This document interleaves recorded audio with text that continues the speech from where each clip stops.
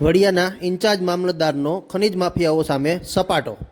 માતેલા સાંડની જેમ પસાર થતા બિનઅધિકૃત ભરેલા ખનિજ ભરેલા ડમ્પરો સામે વડિયા મામલતદારે કરી છે કાર્યવાહી.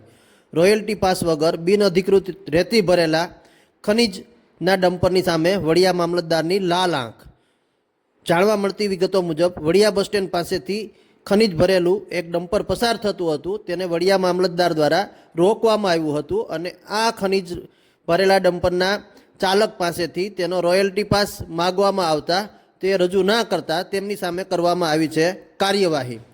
કુલ ડમ્પરમાં મળેલી ખનિજની વિગતો મુજબ ડમ્પરની અંદર 27.5 ટન રેતી ભરેલી હતી, જેની અંદાજે કિંમત 24,750 રૂપિયા અને ડમ્પરની કિંમત 7 લાખ રૂપિયા ગણી અને 7,24,750નો મુદ્દામાલ વડિયા મામલતદાર દ્વારા સીઝ કરવામાં આવ્યો છે.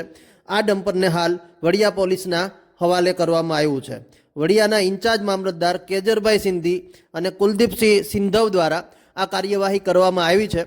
ઇન્ચાર્જ મામલતદારની કાર્યવાહીથી વડિયા વિસ્તારમાંથી પસાર થતા ખરીદના ડમ્પર ચાલકો ઉપર લાલ આંખ કરતા ડમ્પર ચાલકોમાં ફફડાટ જોવા મળી રહ્યો છે. ખનિજ માફિયાઓ સામે વડિયા મામલતદારની લાલ આંખ. વડિયામાંથી પસાર થતા બિનઅધિકૃત રીતે ખનિજ ભરેલા ડમ્પર ઉપર વડિયા મામલતદારની કાર્યવાહી. 7,24,750 રૂપિયાનો બિનઅધિકૃત ખનિજનો જથ્થા સહિતનો મુદ્દા માલ વડિયા મામલતદારે સીઝ કર્યો છે.